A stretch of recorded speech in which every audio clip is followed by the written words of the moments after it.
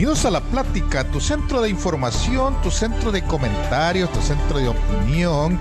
Gracias por estar en este espacio, La Plática desde Houston, Texas. Bienvenidos a La Plática, tu centro de información, tu centro de comentarios, tu centro de opinión.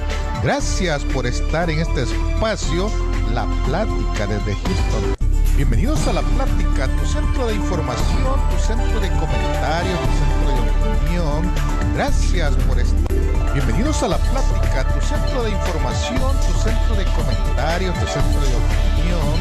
Gracias por estar en este espacio, La Plática desde Houston.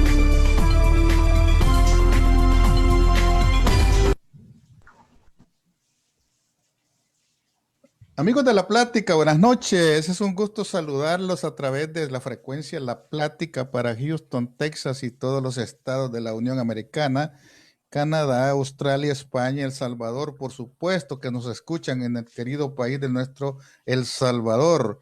Igualmente, saludos a los amigos que nos escuchan en Italia, en España, en Suecia, en Reino Unido. Hay muchos salvadoreños y donde quiera que se encuentre un salvadoreño está La Plática para que conversemos un momento y podamos informarnos de lo que acontece en El Salvador.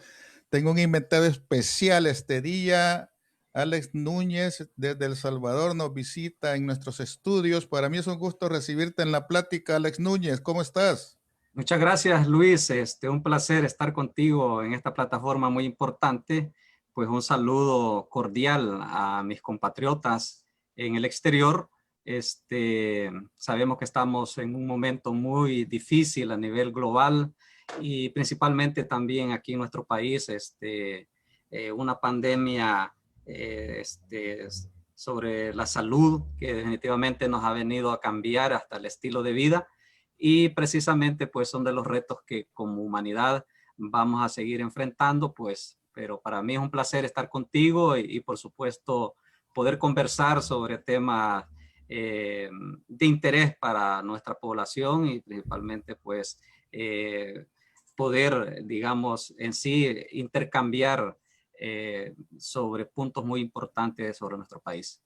Mira, Alex, hay muchas personas que ya te conocen en diferentes partes de Estados Unidos, en diferentes partes de El Salvador, ya te conocen muchos, incluso en países como Australia, Canadá, te conocen mucho, sin embargo, nunca es tarde para poder refrescar esa memoria y que nuestra audiencia conozca quién es Alex Núñez en términos generales, Alex. Pues fíjate de que yo, así brevemente, comentarles de que yo soy originario de Chalatenango, sobreviviente incluso de esa famosa masacre del Zumpul que hubo durante el conflicto armado. Precisamente fui parte también del proceso de lucha armada que al final pues nos tocó enfrentar entre todos los salvadoreños, un momento muy difícil de la historia de nuestro país, pero en sí pues me siento orgulloso de haber sido parte fundamental de ese esfuerzo, de esa lucha importantísima que se generó y que al final pues se concluyó con ese pacto político tan importante que fue la firma de los acuerdos de paz.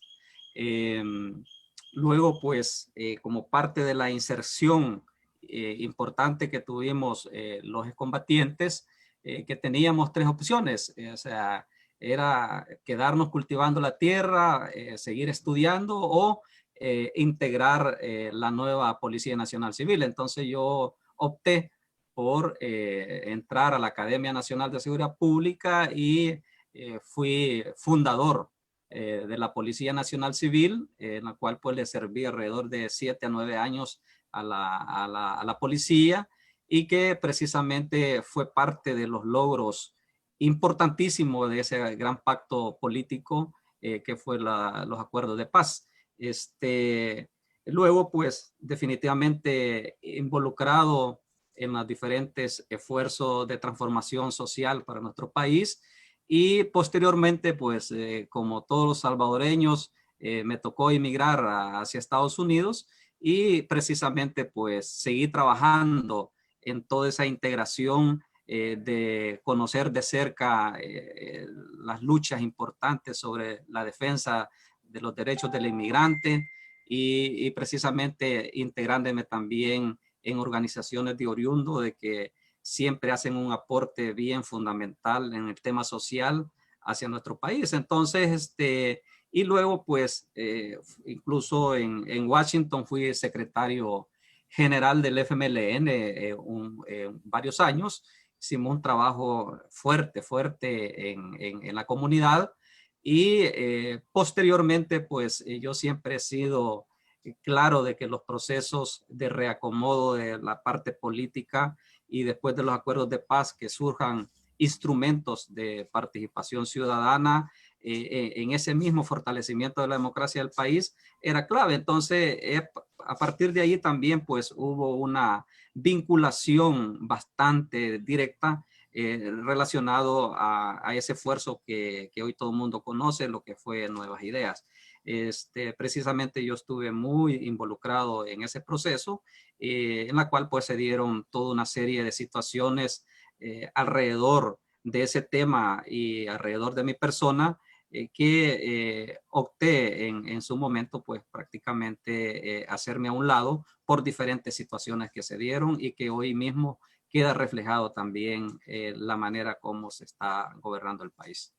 Mira, Alex, fíjate que siempre yo hago una pregunta obligada porque es importante que las personas se ubiquen en el tiempo y en el espacio y conozcan a las personas que están dentro de estas iniciativas, pero ¿qué te motiva a meterte en política? ¿Qué es lo que te atrae y te mete ese gusanito de meterte en política cuando tú eres un profesional al servicio de la nación en el área de la Policía Nacional, pero de repente te despertó un gusanito ahí, yo me meto a política? ¿Qué te motiva?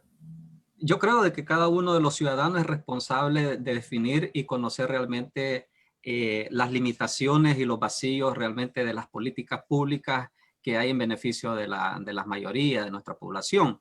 Y partiendo de eso, no solo desde el punto de vista ideológico, sino desde el punto de vista estructural del país, ¿por qué realmente se dio el tema de la lucha armada en nuestro país? Se dio a raíz de que los espacios democráticos se cierran. La parte de la justicia social realmente era no limitado, prácticamente se había desaparecido.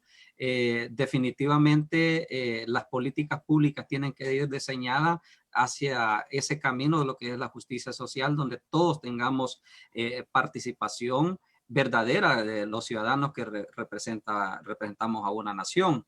Entonces esos espacios se han estado, digamos, desde décadas se han venido cerrando. Entonces, y precisamente para poder ejercer y hacer cambiar toda una serie de políticas que vayan encaminadas en beneficio de la población, tiene que ir sobre la dirección de ir participando en política. Todo el mundo participa en política, pero hay otros que definen, digamos, una ruta de poder en los espacios que la misma democracia ha diseñado, los mismos sistemas han diseñado en participar, por ejemplo, en contiendas electorales.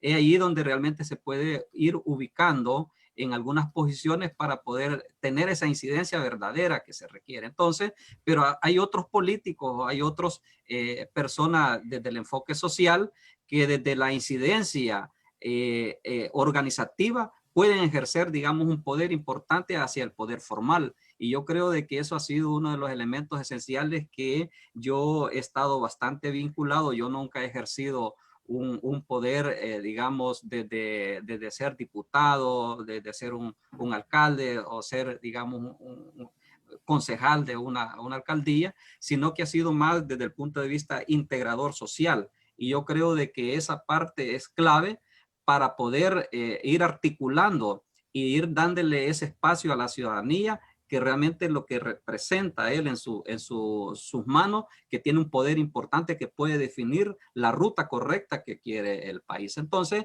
ese es uno de los elementos importantes que a mí me permite tomar decisiones de entrar, porque una cosa es que tú estés en la que generalmente eso ha sido una práctica, siempre estés en la gradería viendo cómo se juega la pelota y al final tú no tienes, digamos, decisión de poder cambiar las reglas del juego, porque al final creo yo de que uno de los retos importantísimos que tenemos en el nuevo escenario es cómo hacer una correlación de fuerza siempre favorable al beneficio de la gente, ir generando una cultura diferente de hacer política en el país, porque eso ha sido, digamos en sí, errores garrafales de cómo se ha manejado la política y por eso son los cuestionamientos y hoy en día tú ves, por ejemplo, las marcas de los partidos políticos cómo están cuestionados. Entonces hay un replanteamiento que hay que hacer de ese punto de vista de los partidos políticos y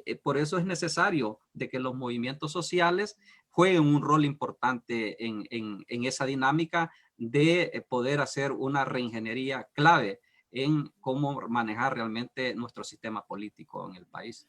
Fíjate que, ¿cuántos años has vivido en Estados Unidos? Fíjate que yo he vivido 17 años, 17. 17 años, y me permitió realmente conocer cómo funcionan los sistemas, ¿verdad? ¿Qué piensa también nuestra comunidad? O sea, ese gran corazón que tenemos los salvadoreños desde el exterior y que hay una nostalgia bien importante de poder regresar un momento a nuestro país, pero ¿cuál ha sido, digamos, la dinámica de los partidos políticos, de los mismos que han tenido la posibilidad de cambiar las correlaciones a ese gigante importante que representamos nosotros como diáspora, ¿verdad? Es que es clave ir trabajando en ese retorno de ese gigante dormido que ha estado ahí, que tiene una importante incidencia en nuestro país. Si tú ves el aporte económico que antes que llegara lo de la pandemia, giraba alrededor de 5.200 millones de dólares en un aporte clave a la economía de nuestro país. O sea, una columna vertebral importante de ese aporte que hacemos los salvadoreños en el exterior. Y luego el proceso mismo de cómo nos hemos ido estructurando, organizando en diferentes comunidades, se hace una función importante en los municipios donde vivimos. Ese es un aporte social clave. Porque cuando tú vienes al territorio te das cuenta de que ¿quién hizo esta? Por ejemplo, mejoró la calle, no, los hermanos en el exterior. ¿Quién tiró de tendido eléctrico para tal cantón? No, los hermanos en el exterior que están organizados en esta comunidad. Entonces hay una función social importante que también dinamiza la economía local en nuestras comunidades porque se busca, digamos, albañiles, personas que venden materiales en la misma zona y eso dinamiza, digamos en sí, la economía local. Y luego, pues, para todos los que viven allá, hay un aporte importante digamos en sí, a la política doméstica.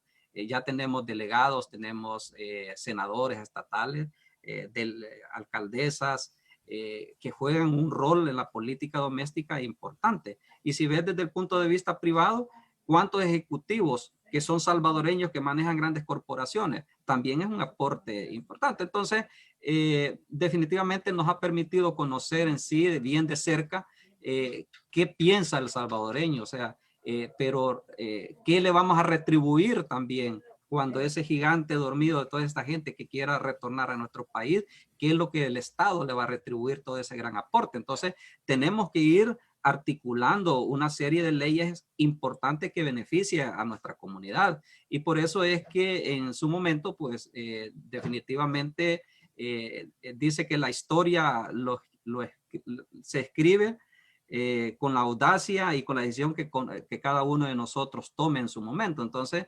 aquí es importante tomar acciones y tomar decisiones para poder tener una incidencia importante en un esfuerzo político y social para ir teniendo esa incidencia en este sistema, para poder darle a los compatriotas, a nuestra ciudadanía aquí también, mejores condiciones de vida. Y eso tiene que pasar por culturas, tiene que pasar por esfuerzos de políticas públicas, pero que tienen que salir de hombres y mujeres que entiendan la realidad, que no podemos seguir en un camino tan tradicional como se ha manejado la política en el país. Pero no tiene que ser también alrededor de un show mediático.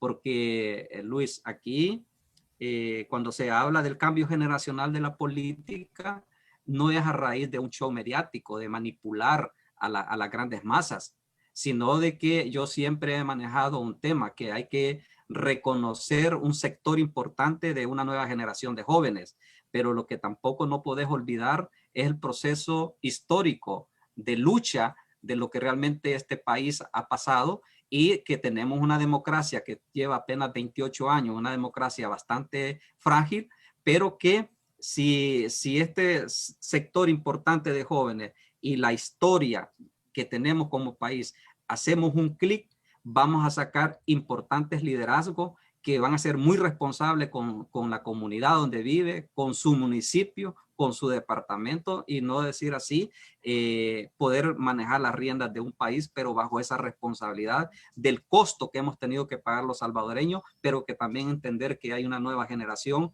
que tiene que conocer la historia de nuestro país. La República del Salvador no nació en 1983, eso tú lo tienes claro. La República del Salvador nació allá por los años 1930, ¿verdad? Sin embargo, 1992 hace un antes y un después por el solo hecho de que participa la guerrilla en elecciones, ya como que se abrió esos espacios, pero sin embargo, después de ese tiempo, 29 años después, nos damos cuenta que la democracia es más frágil de lo que era antes de los 80 y que no ha cambiado el escenario. Si bien es cierto, alguien puede decir, sí, pero existe más libertad, aparentemente.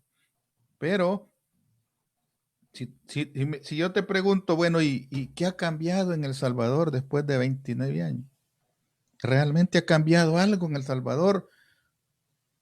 Fíjate, Luis, y para todos los que nos están siguiendo, es una pregunta muy importante porque hay que ir, digamos, y profundizar un poco la pregunta que tú haces, porque cuando uno hace una reflexión bien profunda sobre los escenarios desde el 92 con los logros de ese pacto que dio fin al conflicto armado, creo yo de que hemos avanzado en un esfuerzo no perfecto, pero que la institucionalidad del país de una u otra forma ha venido, digamos, como fortaleciéndose. El hecho de que sucedan eventos, por ejemplo, solo para darte un detalle, ver a un presidente preso, digamos, antes de la guerra era muy difícil ver eso, ¿va? Entonces son de los logros importantes, el fortalecimiento mismo, digamos, de la independencia de No, es poderes. que antes no los metían presos, los mataban. Exacto. Entonces, De un solo, de un Martínez, ¿tú te solo. acuerdas, va? Exactamente, exactamente. Entonces, la independencia de poderes que tú hablabas hace un momento, que vivimos en república, es bien importante revisar todo ese proceso que se ha venido consolidando, pero hoy en día tú ves que todo eso está amenazado porque cuando vivimos en república, cada órgano de Estado tiene su responsabilidad, tiene su rol y que también tiene su responsabilidad de colaborar entre sí. Entonces, pero vemos que eso está bastante frágil. Hemos visto una serie de señales muy negativas en los últimos meses y que realmente es preocupante para todos aquellos que estuvimos involucrados en ese proceso y en esos esfuerzos, y por supuesto para las generaciones que deben entender de que cuando se vive en república, cada poder tiene su rol y tiene que ponerse también en sí cómo colaborarse, pero definitivamente hemos visto en los últimos meses, como te decía, señales bastante negativas alrededor de eso.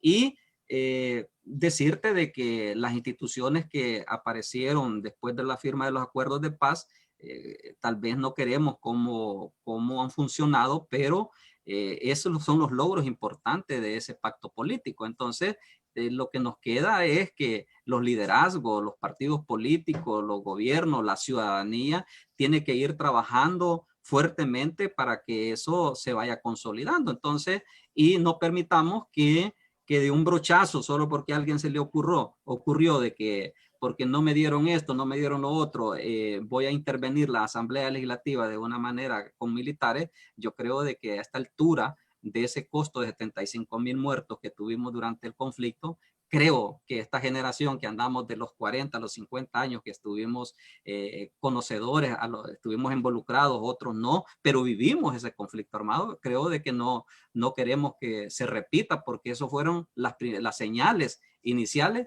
para generar un conflicto bélico que terminó con lo que ya hemos estado hablando. Entonces, yo creo que la responsabilidad desde la ciudadanía, desde las instituciones, es importante de ir reconociendo y no dejar a un lado lo que se llama la memoria histórica de este país.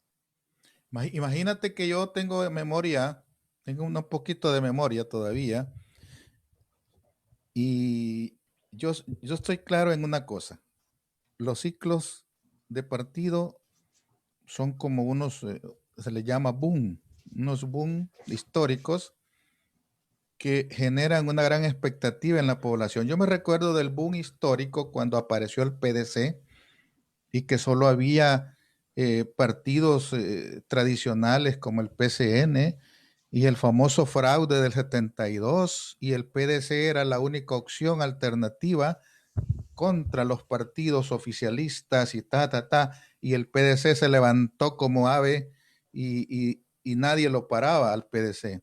Después viene el boom de Arena, porque ese Arena venía a contrarrestar al PCN y al PDC, que eran los dos partidos mayoritarios y que no sé qué y que no sé cuánto, y reventó el boom de Arena y gobernó 20 años. 20 años después, dicen, no, ya nos cansamos de este boom, ahora viene el boom del FMLN y le dan oportunidad 10 años, ¿ya? Entonces, este otro boom que se llama Nuevas Ideas, disfrazada de gana, al final le van a dar 5 años. Digo, si la dinámica se impone, ¿verdad? Sí. Porque el ciclo antes de Arena había durado como 50 años. Ahora, si esa lógica se impone, dice uno, la gente como que tiene un poquito más de sabiduría para conocer, porque de lo contrario, nosotros caeríamos en el ridículo si no tomamos como base el sistema bipartidista de Estados Unidos, donde aquí incluso un juez de paz no se elige si no es por voto popular. Sí. Un jefe de policía es elegido por el voto popular. Un cónsul de una, ¿cómo le llaman? De una comunidad es elegido por voto popular. Y asimismo, esa parte, El Salvador todavía no ha llegado a calar, y hoy hay más partidos de los que había en los 80. Entonces, ¿cuándo los salvadoreños vamos a aprender de esas experiencias? Y vamos a entender que aquí no se trata de múltiples colores, sino que se trata de verdaderas acciones que te lleven a conseguir el fin. ¿Y cuál es el fin en realidad? El bienestar general. No hay otro. O sea, si alguien me dice que los partidos, todos dicen lo mismo, que quieren el bienestar común y que todos luchan por el pueblo, nadie dice yo lucho por mi gremio, yo lucho por mi clase, nada. Todos luchan por un solo objetivo, el bienestar del pueblo. El problema es cómo llegar a eso. A raíz de eso, encontrando yo dentro de los apuntes, encontré algo que tú me compartiste, me decía, bueno, nosotros creamos, después de haber recorrido muchos años, después de haber aprendido, hemos aterrizado y queremos crear, hemos creado desde agosto del 2019 un movimiento llamado Patria Ciudadana. Y dentro de todos sus principios, dentro de su plataforma inicial, ustedes arrancan con que en memoria del sacrificio, o sea, la muerte de más de 75,000 personas durante el conflicto armado, y que hoy se vive en una creciente democracia. No se vive en democracia, creciente, dicen. Todavía no somos democracia. Nace el movimiento Patria Ciudadano desde hace 2 años con la filosofía de rescatar la identidad de lo que significa ser un ciudadano organizado desde las bases. generar una percepción de la realidad que se vive en el país, el rescate de las creencias, costumbres, sentimientos e identidad, valores fundamentales para el restablecimiento del tejido social. Los desafíos sociales que El Salvador enfrenta, a pesar de avances significativos, la pobreza y la extrema siguen siendo muy altas, así como las desigualdades en materia de educación, salud, trabajo decente, de la protección social y las relacionadas con el ciclo de vida de las personas y territoriales que constituyen ejes estructurales de la desigualdad social en los países de Centroamérica. Tu movimiento Patria Ciudadana, ¿es una iniciativa propia, Alex, o es una iniciativa de grupo? Vale, mira, antes de pasar un poco, darte un poquito el antecedente del movimiento Patria Ciudadana, decirte de que lo que tú planteaste al principio es bien importante, en verdad, rescatarlo, porque lamentablemente nosotros los salvadoreños somos cortoplacistas. Eh, Caemos siempre en la manipulación acostumbrada que nos han tenido en las malas prácticas de los políticos y en sí, incluso de los partidos políticos, porque hay una cultura, hay una tradición tan marcada en el país de que la gente siempre sigue siendo manipulada desde el punto de vista en más que todo en los procesos electorales. Y definitivamente hay una responsabilidad de cambiar ese escenario y eso lo vas a hacer desde darle la participación al ciudadano, de cómo realmente quiere tener esa participación en desarrollo mismo de su propia comunidad, de entender el poder importante que tiene en sus manos. Entonces, tenemos un vacío sobre la cultura de hacer política en el país. Entonces, hay una limitación enorme y que por eso muchos nos dicen ignorantes y lamentablemente nos tildan de ese sentido. Entonces, y llegó el momento de que se hagan esfuerzos de incidir en la parte de que nuestras comunidades, nuestro pueblo pueda discernir verdaderamente lo que quiere para el país. Entonces, comentarte de que nosotros como Movimiento Patria Ciudadana nace a raíz de un sentimiento y a raíz de un vacío político social en nuestro país. O sea, que ahí es a raíz de múltiples agendas o temas importantes y que se estructura a raíz de un directorio nacional, ¿verdad? Tenemos 28 miembros que son del directorio, de diferentes pensamientos no ideológicos, sino conscientes de la realidad del país. Tenemos un plan estratégico elaborado para 10 años de trabajo territorial, que cada año tiene sus propias metas, sus propios objetivos y tenemos una cantidad de comisiones estructuradas y que dentro de eso está, digamos, el tema de organización. Y esto incluye participación de muchos compatriotas en el exterior, tenemos representaciones y aquí en el país ya estamos a nivel nacional. Estamos a nivel nacional y que precisamente en agosto del año pasado hacemos el lanzamiento público con alrededor de unos 1,200 líderes nacionales y lo hacemos en Santiago de María, o sea, un bastión importante de nuestro liderazgo, un reconocimiento enorme a la cuna también de lo que fue Monseñor Romero.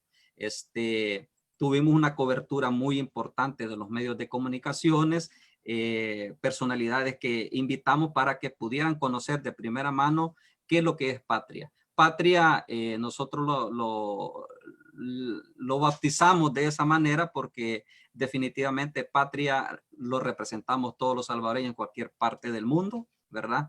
Y ciudadano porque creemos firmemente de que tenemos que iniciar con ese rescate verdadero lo que significa un ciudadano organizado, porque cuando tenés, digamos en sí, el ciudadano entienda lo que significa organización y el poder que eso representa, es más importante tener el poder de incidencia hacia el poder formal y cómo lo vas a hacer es a través de la plataforma de organización.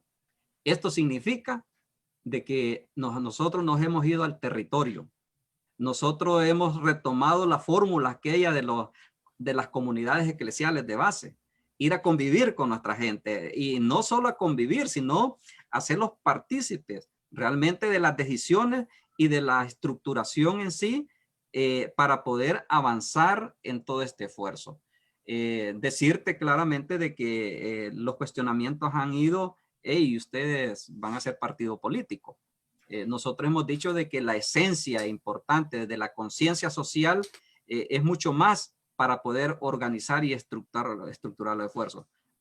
Por supuesto, no podemos hacernos a un lado sobre el roce político porque creemos que hoy en día incluso habíamos tomado una determinación como directorio no participar en el proceso electoral 2021, porque definitivamente necesitamos avanzar en toda la consolidación del nivel organizativo de nuestro movimiento, pero debido a todo el escenario complicadísimo que se ha presentado en el país, creemos firmemente de que es importante de que nosotros podamos proponer candidaturas en algunas banderas políticas con las cuales hemos tenido acercamiento para poder ir consolidando y posesionando gente también en los niveles del roce político para poder realmente cortar de una y otra manera ¿cómo se llama? Ese tsunami que supuestamente han planteado, que es un tema que lo podemos discutir después, pero alrededor de querer controlar el poder absoluto en el país. Y yo creo de que no estamos en esa línea. Nosotros estamos de que los poderes tienen que tener su independencia, ir avanzando en ese crecimiento de la democracia y no podemos concentrar el poder solo en unas manos, porque al final el poder autoritario no va a funcionar en el país y debidamente también los grandes problemas sociales que tenemos nos puede llevar a una situación complicadísima en el país. Y yo siempre he dicho, los temas políticos son administrables. Lo que no se pueden administrar y no tienen retroceso son los estallidos sociales. Mira, les voy a hacer un par de comentarios de los que plantean las personas aquí. En primer lugar, te saludan Héctor Piporro, te saluda René Ortiz, te saluda Juan Francisco Surio, pregunta ¿y qué piensa del giro que dio su partido o es partido se perdió en el camino? Monsis Rafael, saludos. Alex Soledad Gómez, saludos. William Polillo, saludos. Héctor Piporro, compartamos. Dice Selvia Larín pregunta, ¿por qué se desmotivó seguir en Nuevas Ideas? Pero dice que quiere la verdad. Juan Francisco, ¿cómo se explica que la diáspora que ayudó a centrar el presidente los dejó varados y otros países recogen su gente? Leonel Orellana, mucho gusto, saludos. Juan Francisco Surio, Cristal Claro. Juan Francisco Martínez, ¿cómo se define el movimiento ideológicamente? Pregunta Juan Francisco Martínez. Sara Monro, saludos. Juan Francisco, vaya señores, ahí está. Que despierten, es fundador, dice. ¿Realmente eres fundador de Nuevas Ideas, Alex? Sí, o sea, te quiero comentar rápido, o sea, a mí no me da pena porque esto definitivamente, como yo te lo dije al principio, yo creo firmemente que después de la firma de los acuerdos de paz, que surgieran, digamos, instrumentos de participación ciudadana como parte de ese fortalecimiento, para mí era clave, más cuando se planteó al principio de que era un proyecto progresista importantísimo, de que le ayudara a la izquierda en el país, poder ser un soporte clave. Y creo que eso fue parte del motivo. Eso, no sé si me permitís, yo puedo hacer un pequeño antecedente de lo que significó eso y el por qué también, como lo pide Silvia Larín, que le mando un saludo, un abrazo. Lo otro es que nosotros como movimiento nos definimos como un movimiento democrático progresista. Que de verdad tenemos, incluso nuestro eslogan es la casa de todos. Comentarte de que estamos viviendo prácticamente, Luis, lo que fue la década de los 70, una dispersión de fuerza que no tenía en sí un nicho a dónde participar, a dónde organizarse, porque la gente siempre quiere participar en política. El tema es que a dónde se sienten cómodos, a dónde se sienten representados. Y por eso es que yo te decía de que nosotros hemos nacido a raíz de un vacío político claro, existente en el país y en la parte social tú conoces pues que ha habido una desconectividad evidente de los movimientos sociales y es importante reactivar eso porque son los soportes, los contrapesos en un país que se genera porque lamentablemente aquí tenemos una oposición que no ha sido muy inteligente de cómo manejar todo este tipo de situaciones y los señalamientos, aunque ha habido algunos partidos políticos que sí han sentado postura y decirte que ha sido como un pequeño oxígeno también que se les ha dado a esos partidos políticos por los desaciertos que cómo se ha estado manejando el tema. Entonces, es cierto, sí, yo fui quizás, yo no lo voy a ocultar, como la cara más visible. En un momento yo fui como el vocero oficial prácticamente de lo que fue Nuevas Ideas, o sea, fundador en la estrategia, en la elaboración de desarrollo mismo de ese movimiento, pero sobre la base de que era un movimiento progresista que le daba ese soporte importantísimo al reacomodo de la izquierda en el país. Lo que pasa es que ya en el proceso eso cambia. Surgen personalidades que ya los conocemos, que hoy en día pues son prácticamente los voceros, defensores supuestamente del país, de la democracia y etcétera, etcétera. Entonces, que tienen un pasado definitivamente que han sido los privatizadores del país y ahora quieren aparecer con maquillajes definitivamente que son los ídolos O de sea hoy que en día. a vos te vendieron la idea de que era un movimiento de izquierda. Es que mira, lo que sucede es que al principio hubo un acercamiento privado sobre las reglas del juego de cómo se iba a manejar eso y que la diáspora iba a jugar y jugó un papel muy determinante en esa consolidación. Yo creo que tú les has dado seguimiento a lo que fue el comportamiento de lo de Nuevas Ideas. Entonces, incluso llegó un momento dado de que hay documentos ahí que lamentablemente yo ya no los tengo en mis manos, pero en un momento dado no se iba a llamar Nuevas Ideas, sino que se llamaba Nuestra Nación. Y en las pláticas que se tuvo con el actual presidente, era de que definitivamente la diáspora iba a hacer ese esfuerzo, ese instrumento político que definitivamente tuviera esa incidencia y ese rol que siempre un sector importante de la diáspora ha querido tener, o sea, tener un rol más protagonista en las decisiones de la vida política en el país. Entonces, y en ese diseño prácticamente estaba plasmado de que era un proyecto progresista. Que sí se le daba participación a todo aquel que quería entrar, pero su esencia era equilibrar ese rol que la izquierda en el país estaba pasando. Entonces, por supuesto que nosotros que venimos de tendencia de izquierda, para nosotros era un momento clave, aparte de eso que era un instrumento nuevo que delineaba prácticamente el enfoque de esa diáspora con la realidad del país de poder participar en un instrumento nuevo. Entonces, es por eso que se dan esos pasos clave. Paremos ahí. Pero entonces, los que eran del frente en algún momento y que se sintieron marginados por el frente, vieron la oportunidad de crear un movimiento alternativo al frente.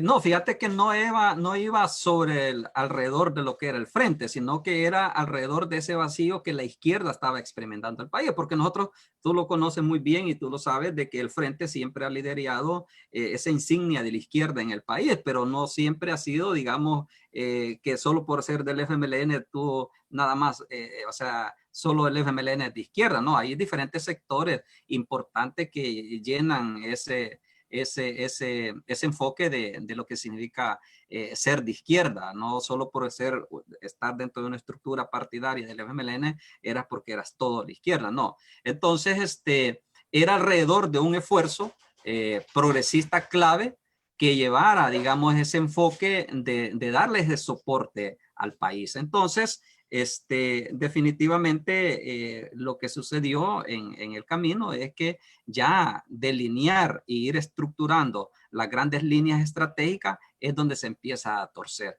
Y definitivamente, pues, en el cual me convierto yo como en una de las figuras más importantes del movimiento, es obvio de que generas un anticuerpo. La misma cultura de la política nos salpica a nosotros mismos también allá en el exterior, y aquella gente de confianza que incluso yo había trabajado para integrarlos al mismo equipo, ¿verdad?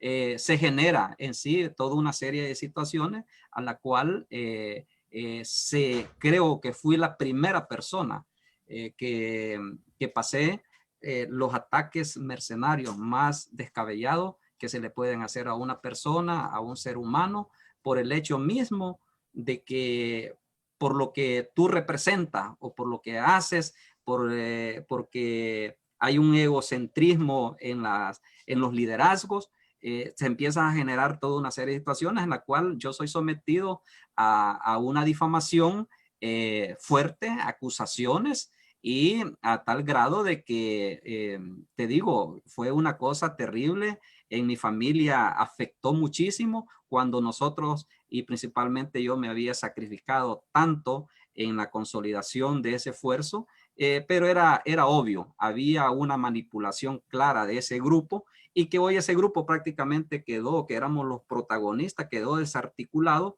Y por eso yo siempre he dicho que la historia nos pone a cada uno de nosotros en su lugar que le corresponde. Y yo siempre he dicho eso, la historia se encarga precisamente de eso, y a mí en verdad me quisieron dar muerte civil en eso, porque la difamación sobre mi integridad fue tan fuerte que de verdad yo no se lo deseo a nadie, porque te digo, fue duro. Y hoy en día tú lo tienes bien claro, por ejemplo, cómo están atacando al cardenal Rosa Chávez por el hecho de dar una posición.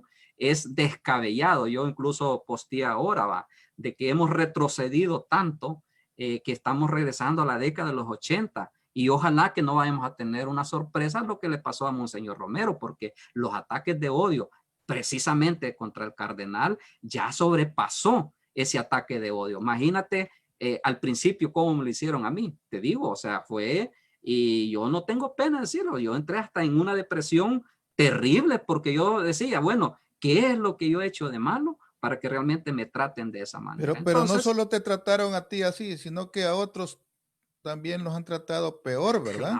claro, si tenés el caso de Luis Reyes, que Luis Reyes de Lorio Plaza, un amigo mío que fue parte fundador de eso, que incluso el acercamiento donde se define la participación, pues fue pieza clave. Se somete por primera vez a participar en un proceso llamado proceso interno dentro de Nuevas Ideas para buscar una secretaría.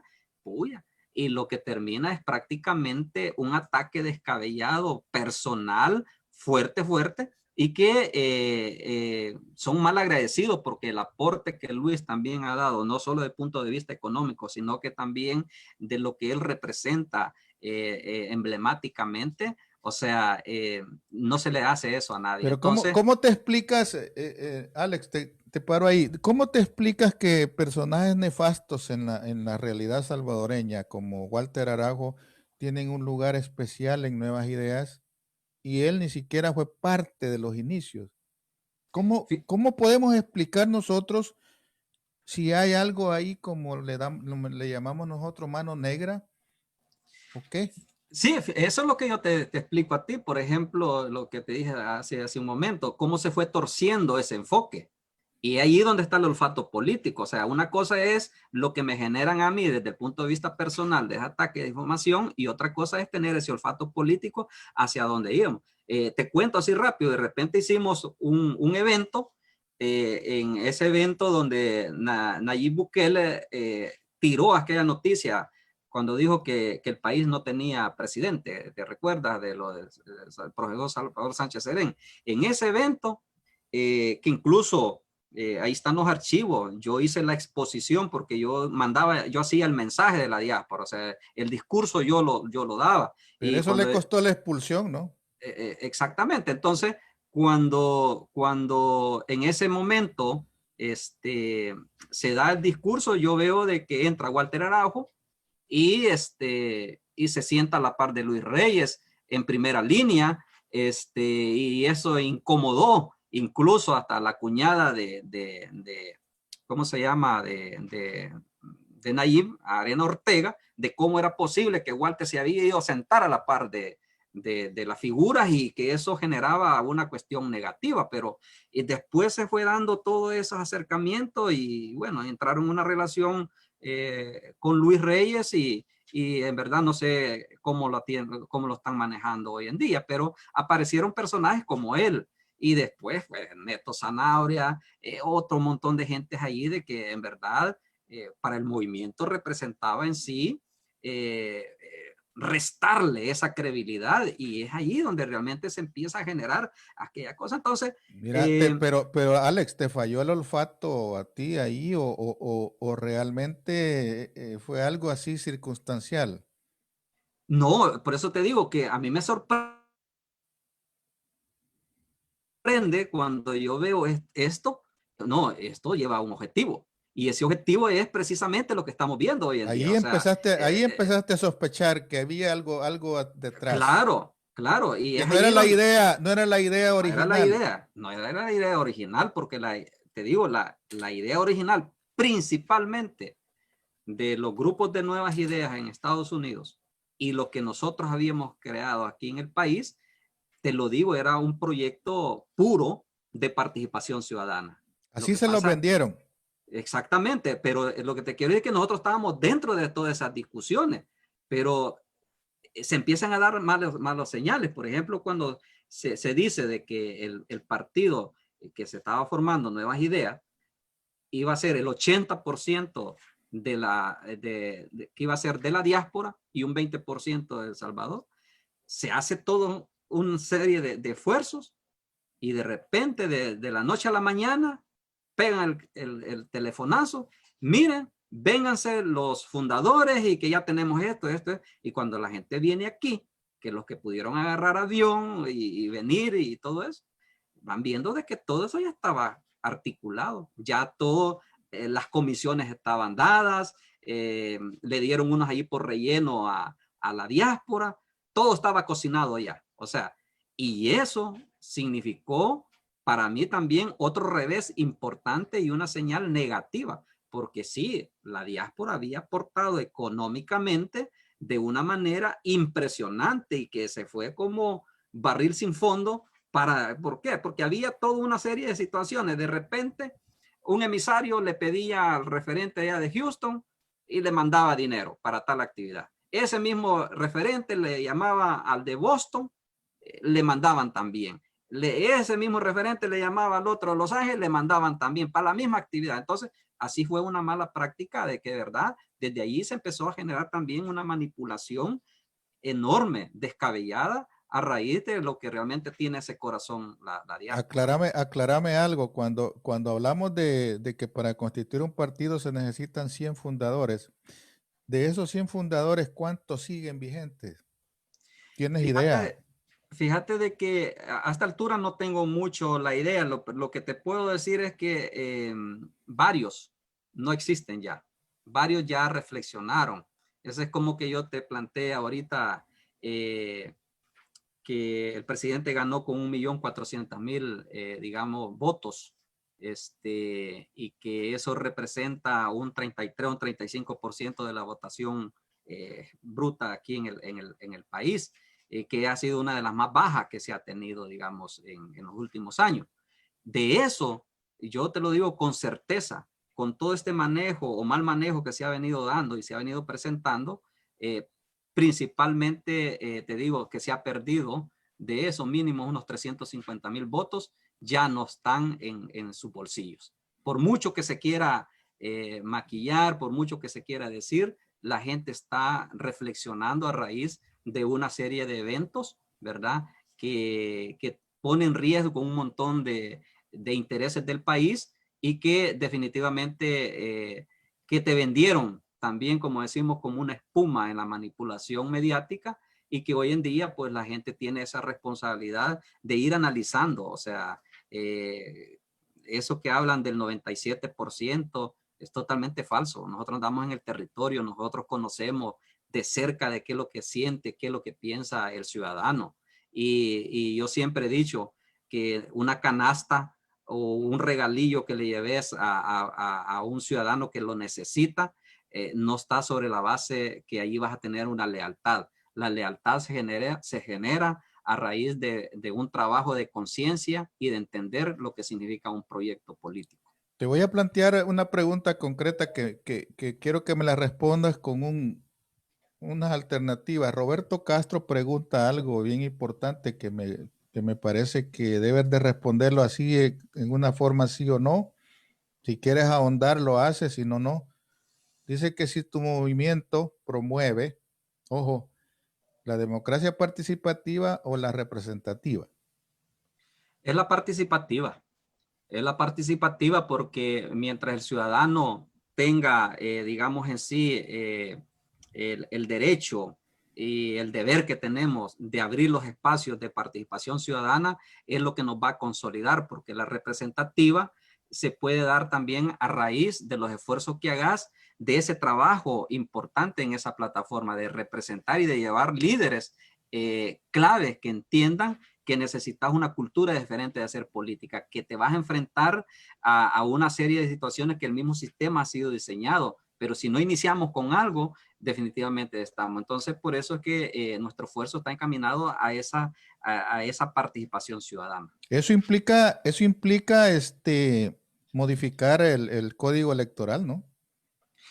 No, porque, por ejemplo, nosotros definitivamente como movimiento, para explicarle ahí a la gente, nosotros como movimiento Patria Ciudadana, podemos participar en los procesos electorales, pero no podemos ser cabezas legales porque no somos partidos políticos, porque aquí te regula, digamos, la ley de partidos políticos, la misma constitución, que tenés que tener un partido político para poder participar.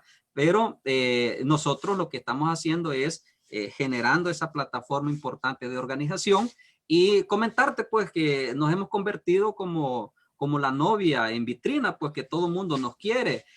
Lo que hemos hecho es que sí, hemos platicado con los diferentes representantes de los partidos políticos para dar a conocer en sí quiénes somos, qué es lo que representamos, cuál es nuestro trabajo territorial que tenemos y cuál es nuestra visión y visión y los objetivos grandes que tenemos como país. Por supuesto, tenemos algunos partidos pues que coincidimos enormemente en nuestra plataforma de principios, en nuestra visión. Entonces, y por eso es que hemos logrado en sí tender todos esos puentes, porque nosotros sí hemos públicamente hemos dicho, mire, presidente de la República, si usted elabora políticas claves que beneficia a la gente, que de verdad haya una transparencia en el manejo de los fondos, en el manejo de cómo ejecutar las políticas, pues nosotros de la ciudadanía, dentro del movimiento, nosotros podemos acompañar esos esfuerzos, porque lo que se trata es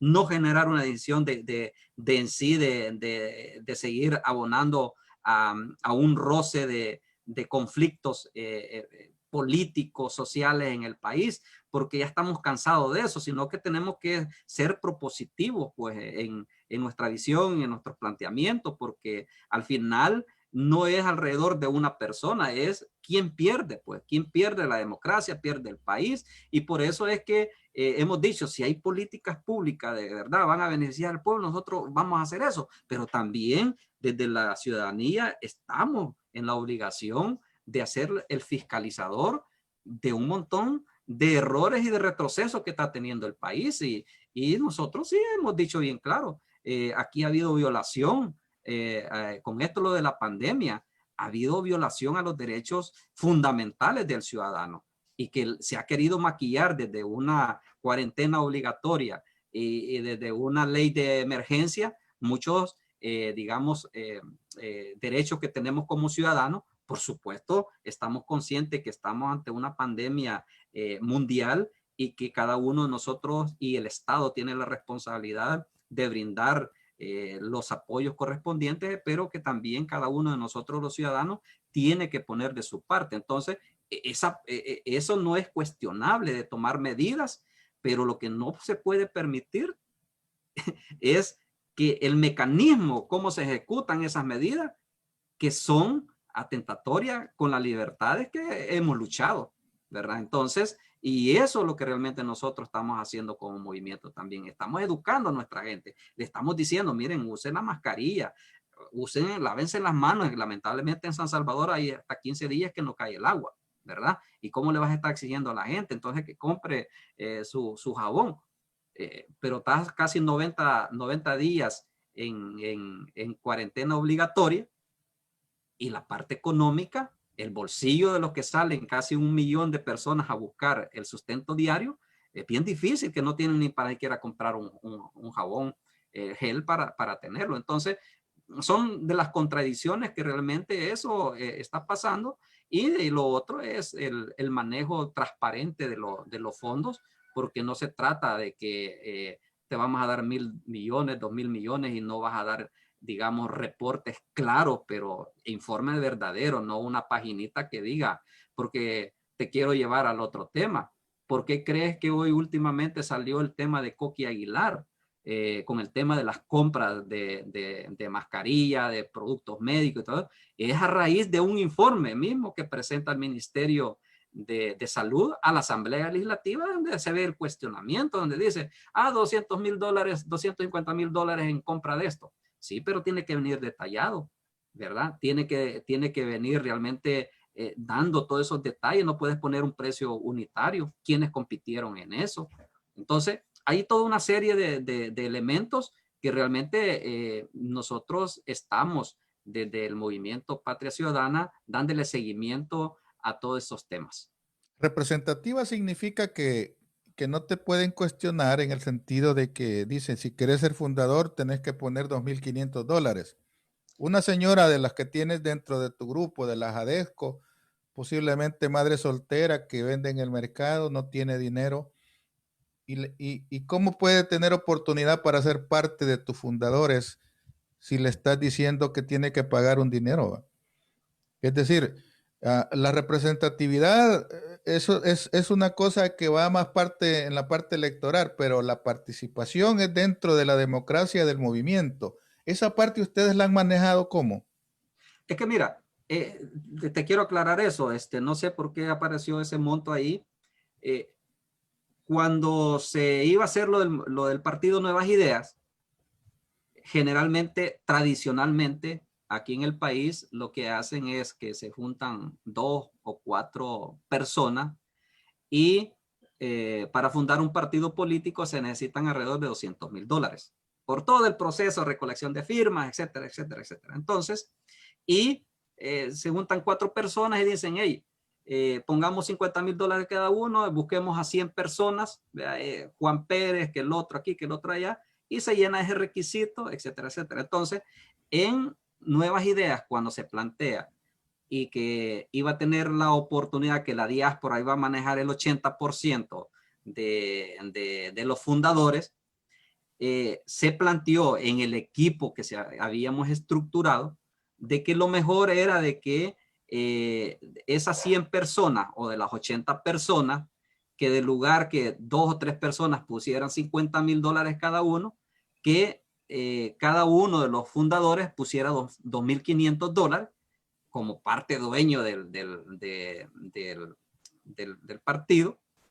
Y eso fue, digamos, el enfoque que se le dio. Por eso varios aportaron y por eso se creó una organización totalmente legal. Como tú sabes, allá en Estados Unidos, $1, $100 que reciba, ya sabes que tanto va para el tío Sam, como decimos. Entonces todo eso está bien fiscalizado y se crea una organización para poder manejar y que 2 personas de alta confianza nuestra custodiaran esos fondos. Entonces, y se da ese proceso para poder participar. Pero en este caso nosotros como Movimiento Patria Ciudadana, definitivamente nosotros a nadie le hemos pedido dinero.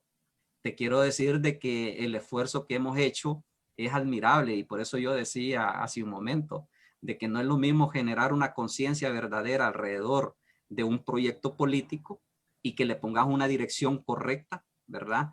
En la cual nosotros hemos caminado en un andamiaje bien importante de construir esa conciencia. Aquí a nadie se le ha pedido ni la mitad de un centavo, todo ha sido a raíz de aportes que cada uno ha ido, digamos, poniendo 50 pesos para comprar esto, 20 pesos para comprar el café, y ese es lo que nos ha permitido con nuestros propios oxígenos lograr consolidar un proyecto tan envidiable, tan posesionado, que te digo de que todos los niveles a nivel del país nos ven en verdad con unos ojos de admiración y te puedo decir de envidia positiva de cómo realmente hemos logrado nosotros consolidar un proyecto tan importante que significa una alternativa muy sólida para los futuros retos que viene para el país, porque lo que viene por delante no es nada fácil. La hambruna que nos viene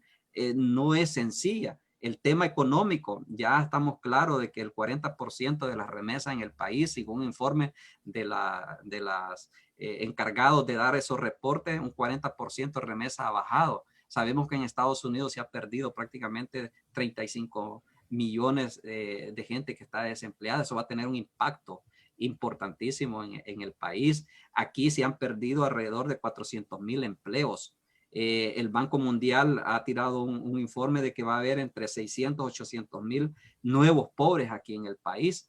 El tema, por ejemplo, de que cómo nosotros importamos la verdura, la fruta de Guatemala, Honduras, cada país va a ir generando políticas de asegurar, por ejemplo, la seguridad alimentaria. Por eso que nosotros, en nuestros miembros que tenemos alrededor del movimiento, uno de los pilares fundamentales y que estamos trabajando fuertemente, cómo multiplicar en sí esa economía local, y eso significa llevar proyectos de desarrollo para ir garantizando la seguridad alimentaria. Y es una de las apuestas importantes que tenemos, digamos, en sí. Por ejemplo, date un detalle. Antes de la pandemia, nosotros como movimiento habíamos logrado entregar alrededor de 1,700 módulos de criadero de tilapia a los diferentes liderazgos. Esta gente está creando tilapia, o sea, para su consumo de su familia, y le venden a su comunidad.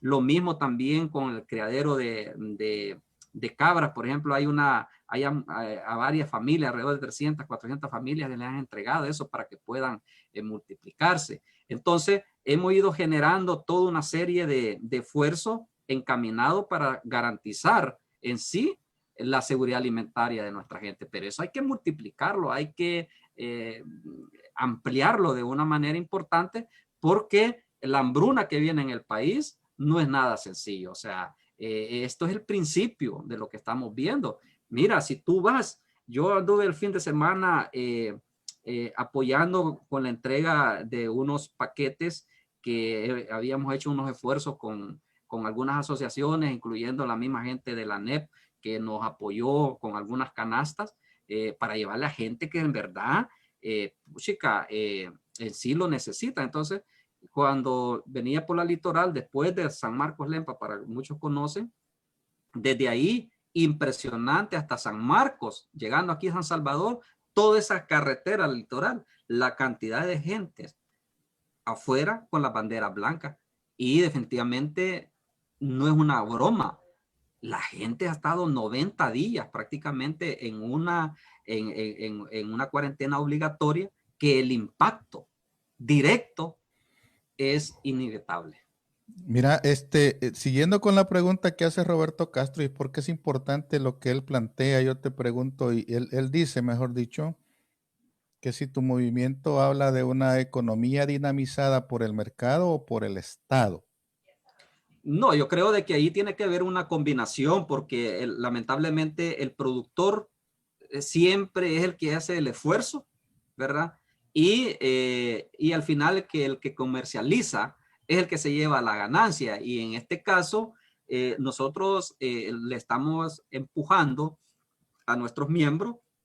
Hay miles de manzanas de tierra abandonadas, que estamos viendo cómo vamos a lograr llegar a los acuerdos para poder producir. Yo creo que el Estado en este escenario complicadísimo de esta crisis mundial tiene la responsabilidad, y esa es una de las cosas que nosotros como Movimiento Patria Ciudadana tenemos que ver esos puentes, o sea, cómo el gobierno, el Estado tiene que responder a que estos productores, generando, digamos, acceso a créditos accesibles, con años de gracia, y que también el mismo Estado pueda en su momento pagar y comprar estas producciones, pagando justamente, digamos, lo que le corresponde al productor. Entonces, nosotros estamos más encaminados en esa dirección, o sea, hacer una combinación en esos esfuerzos, ¿verdad? El Estado Porque, debe ser el regulador, ¿verdad? exacto, totalmente de acuerdo, el Pero Estado no el tiene que jugar, dinamizador, no tiene que ser el dinero, es el que tiene que regular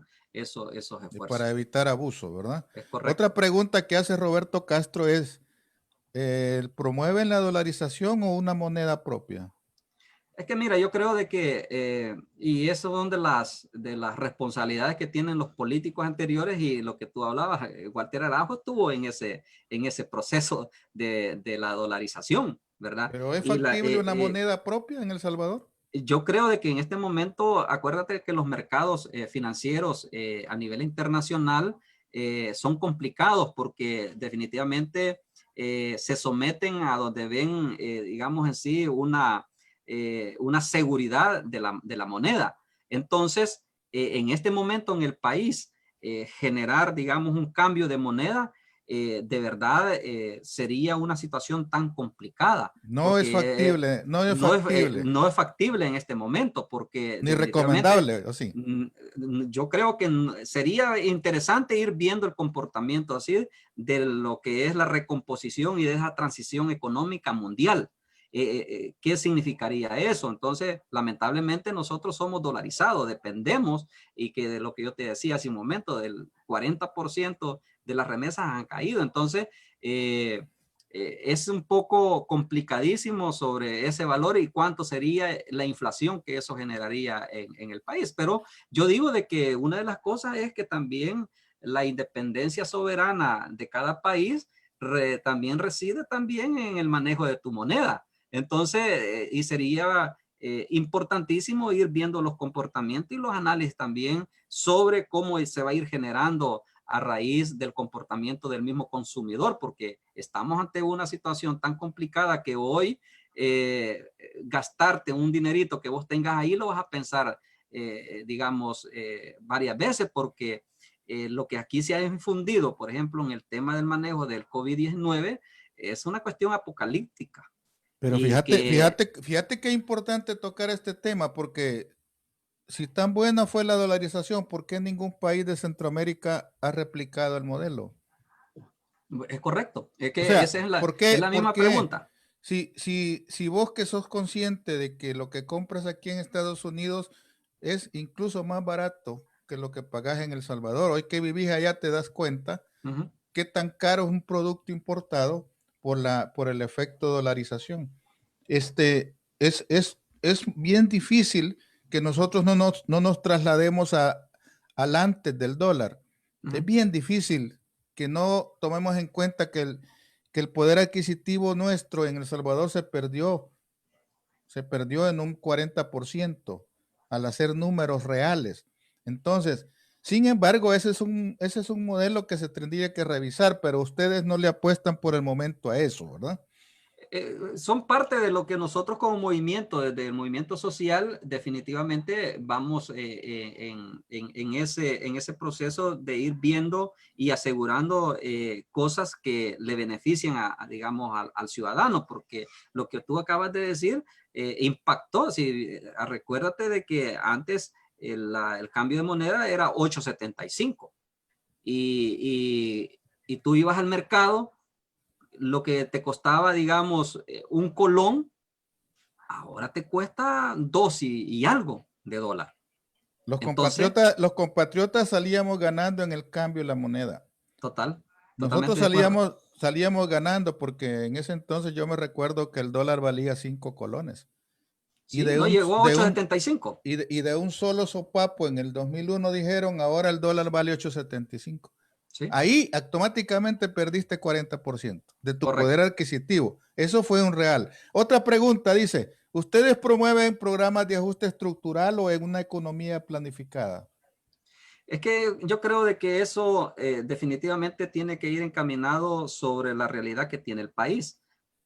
Porque lamentablemente nosotros aquí tenemos cosas estructurales desde el punto de vista desde el Estado, desde la ciudadanía, las capas sociales que definitivamente han generado un vacío y marcado rotundamente. Entonces, yo creo de que desde la parte estructural podemos ir generando unas condiciones diferentes y yo creo que esa debe ser una de las apuestas clave que nosotros tenemos que hacer a raíz de los esfuerzos y las líneas y objetivos que tenemos como Movimiento Patria Ciudadana. Si no hay un ajuste estructural el país o un plan bien definido en materia económica, el país no tiene rumbo. Ese es mi punto de vista. Pero otra pregunta que hace es, y esto es bien básico para mucha gente porque nuestro país descansa mucho en esa parte, ¿ustedes hablan o no han hablado dentro de sus propuestas como apoyar el aborto legal o la defensa a la vida? Que nosotros en verdad estamos en la línea de que se tiene que preservar la vida. Lo que pasa es que en nuestro país, tú sabes que el aborto es un delito enorme, pero cuando tú te vas a la realidad, tú te vas a encontrar con una serie de eventos, de situaciones que han sucedido y se reflejan en las capas sociales. O sea, el aborto ha sido practicado en diferentes momentos y dependiendo del poder de económico e incidencia que vos tengas, así las mujeres salen bien librados. Entonces yo creo de que eso es un tema importante de debate, de opinión, manejando los principios. Sería una cosa como un referendo importante que deberíamos de tener nosotros, los salvadoreños, lamentablemente, pues no te lo permiten acá para hacer este tipo de consultas, pero sí es necesario porque es un tema real que vive el país, pero que también hay que darle un trato, ¿verdad? Muy inteligentemente, muy sabiamente y técnicamente tiene que ser bien estudiado. O sea, no es posible que una mamá que ha sido violada o por otros escenarios complicados, pues por un aborto va a pagar, digamos, 25, 30 años, porque así creo que está tipificado en el Código Procesal Penal. Importantes saludos de parte de William Polillo, Fred Mengíbar, saludos Juan Francisco Surio, Alex Exaú Murgas, Julio Duarte, Jesús Roque, Marvin Izquierdo, Roberto Castro, Simón Santos, Estrella Azul, saludos Alex, dice Adriana Yasmín, saludos, Juan Francisco Rivera, Juan Francisco Martínez. Hoy es tiempo de hacer una gran unión opositora, dice, con todos los sectores. Vamos a ver, ¿verdad? Sexto Álvarez, saludos. David Aquiles, Palacios, Simón Santos. Pregunta, ¿está en peligro la democracia? Estrella Azul, solo de metido lo tratan al cardenal. De nuevas ideas. Es triste esto, pero alguien pregunta, dice, Julián Ramírez, importante, saludos. Yesenia Castro, saludos. Enrique Márquez, saludos. Ludwig Campos te saluda también. Félix Claver Blanco te saluda. Roberto Sorto, Aníbal Cruz, Mario Franco, Sonia Costa, Antonio Costa, Ever Cruz. Ludwig Campos, saludos. Seguiremos en pie de lucha. Juan Francisco Martínez pregunta, ¿ustedes harían alianza con la izquierda? Raúl Palacio se unió, Antonio Vázquez, Soledad Gómez, saludos. Tenés muchos seguidores, Alex, ¿verdad? Muchos No, saludos. gracias, gracias, gracias. Ok, entonces responde, ¿harían alianzas con... Dos preguntas concretas. ¿Harían alianzas con la izquierda, con el FMLN? O, dice alguien, si el partido FMLN ya está muerto. No, fíjate de que yo creo que eh, el FMLN en su última ejercicio electoral para las presidenciales, pues ustedes recuerdan de que sacó como alrededor de 375,000 votos. Yo creo de que ese fue su techo, su voto duro representativo. Y yo no me equivocaría de que por los desaciertos que se están generando y que definitivamente han presentado una oposición bastante cohesionada, le ha dado un respiro importante y que creo de que alguna gente va a emigrar nuevamente hacia el FMLN.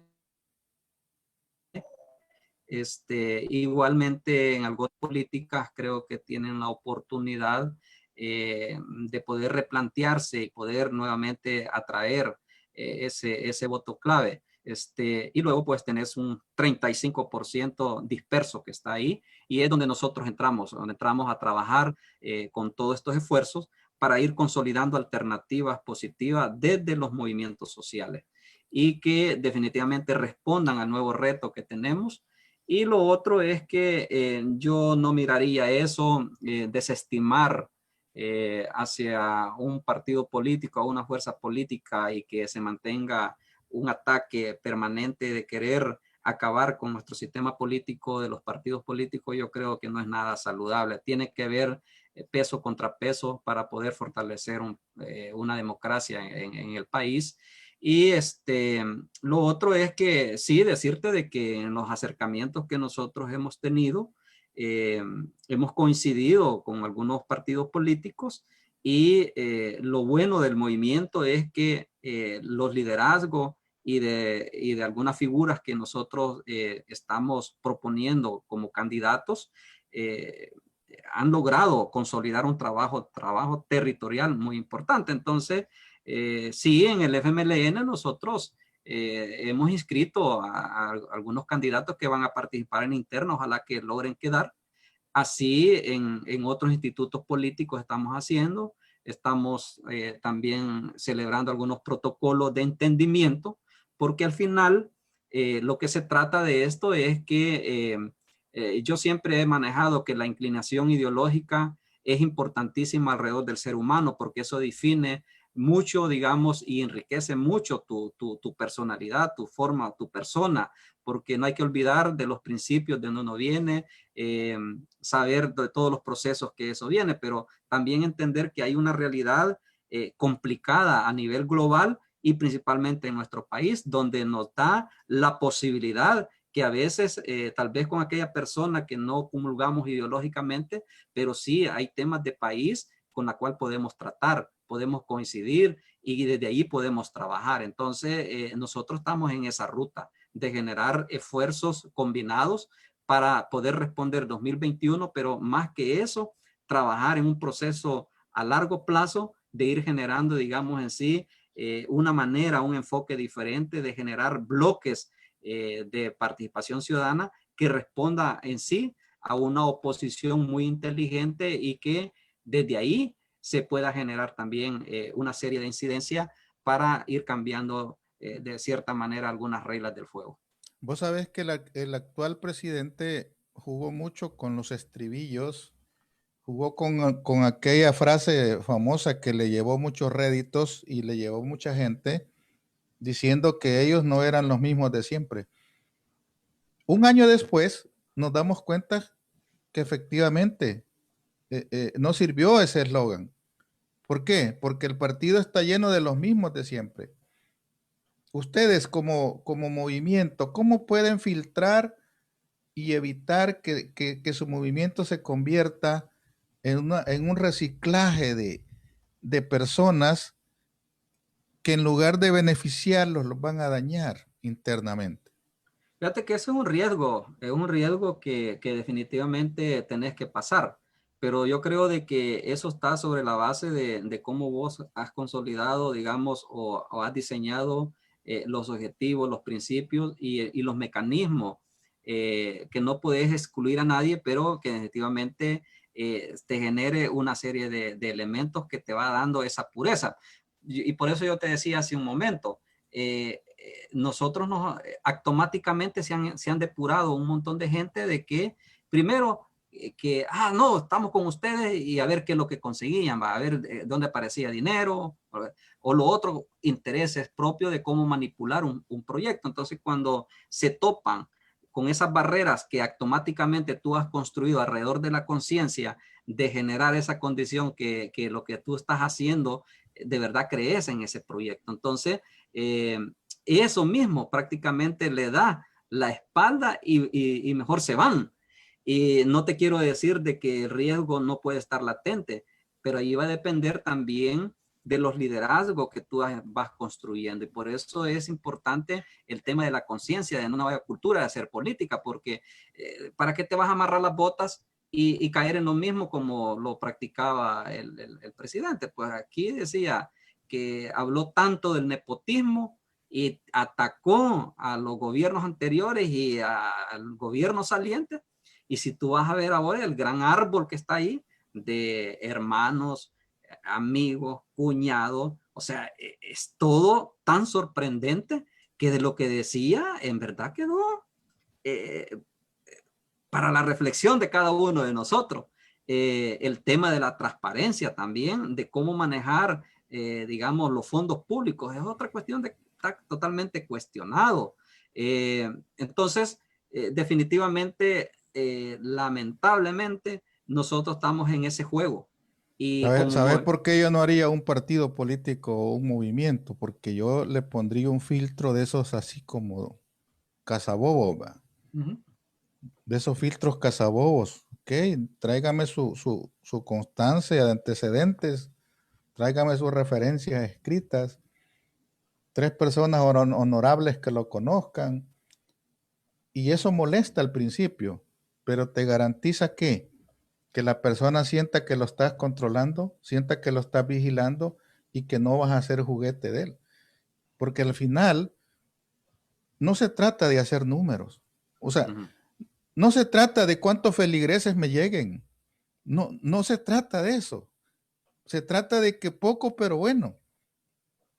Al final, un grupo que vos tengas de unas cuantas personas bien políticamente sanos, ese es un efecto multiplicador que se va expandiendo con el tiempo y la gente va viendo que es un movimiento serio. Porque con 1, 2 manzanas podridas que estén en tu movimiento, la gente empieza a dudar. Entonces, yo lo que quiero es dejarte claro que cuentas con el apoyo en materia de comunicación. Cuando quieras hacer algún anuncio, aquí estamos abiertos a darte el espacio. Y te deseo lo mejor en tu movimiento, te deseo lo mejor como familia, que todo esté muy bien en tu familia y que ese movimiento crezca y que por lo menos El Salvador pueda tener esa opción, esa opción que le llene las expectativas que también tú tienes de beneficiar al Salvador en general y no beneficiar a un grupo como muchos lo hacen. Alex, No, te deseo lo mejor y te deseo que te despidas de la audiencia que ha sido bastante respetuosa en cuanto a sus comentarios. no, agradecerte, Luis. Definitivamente, de verdad, yo recibo tu reconocimiento gracias a la plataforma Plática. Decirte de que nuestro eslogan es participando todos construimos sueños. Y esos sueños tienen que convertirse en realidad, en ejercer ese beneficio a raíz de todos los esfuerzos que hagas, pero con una mirada puesta que es para el bien común. Y algo que nosotros, y principalmente mi persona, históricamente he trabajado a raíz de esos enfoques comunes y que eso me ha tocado pagar fuertemente en sacrificios, en ataques. Definitivamente no ha sido nada fácil, ¿verdad? Pero decirte, Luis, que gracias por tu invitación, gracias a los que han seguido, digamos, esta entrevista, y decirles de que nada es tarde. El escenario es complicado. Aquí tenemos 3 crisis bien complicadas. El COVID, que vino realmente a cambiar la forma de estilo de vida, a cambiar todo un escenario. Luego, pues hemos tenido dos tormentas complicadísimas que ha dejado un daño bien impactante en el país. Y luego pues tenemos la otra crisis política, y esa crisis política se quiere enmarcar de una manera de que si no tenemos mucho cuidado nos puede salpicar muy fuerte, y al final el país y nosotros vamos a pagar los platos rotos sobre una irresponsabilidad del manejo y conducción en todos los ámbitos. Entonces, el reto es grande. Nosotros, Patria Ciudadana, decirte que estamos ya a nivel nacional, hemos construido una plataforma importante, vamos construyendo sobre eso, arriesgándonos también, como tú decías, teniendo los cuidados respectivos de que no tener esas manzanas podridas, porque al final daña. Pero yo creo de que hemos sentado la base. Hay una plataforma bien estructurada, un liderazgo muy importante, y que 2021 pues esperamos tener algunos elementos nuestros ya ejerciendo el poder formal, y que desde allí pues podamos ir creando condiciones diferentes en esa incidencia transformadora que el país se merece. Así que muchas gracias por todo. El país es tan pequeño y no vayas a dejar que se te infiltren golondrinas. ¿Oíste? El país es tan pequeño como para que nosotros corramos el riesgo de que nos arruinen un movimiento. Tú tienes que tener sumo cuidado en eso, porque siempre van a haber intereses que se te quieran infiltrar, que te No, ya lo hemos metan, experimentado, Luis Fernando. que te metan topos ahí, y vos bien sabés que vos sos bueno, vos sos especialista en seguridad, y por lo tanto no podés caer en ese jueguito. Eso es importante, porque va a haber quienes te van a mandar topos, te los van a mandar para destruirlo desde adentro de tu movimiento. Y eso, ojo clínico tuyo, va a identificarlos. Y vas a sanear. Poco, pero bueno, y vas a ir creciendo. Te deseo lo mejor. A los amigos que tuvieron la oportunidad de ver este video y que lo puedan ver después y que pudieron compartirlo. Muchas gracias. Es un espacio de opinión para que usted se forme su propio criterio. Gracias por estar en la plática. Buenas noches. Gracias, Alex. Fue un gusto saludarte. Muchas gracias, estamos a la orden, y un abrazo a todos mis compatriotas.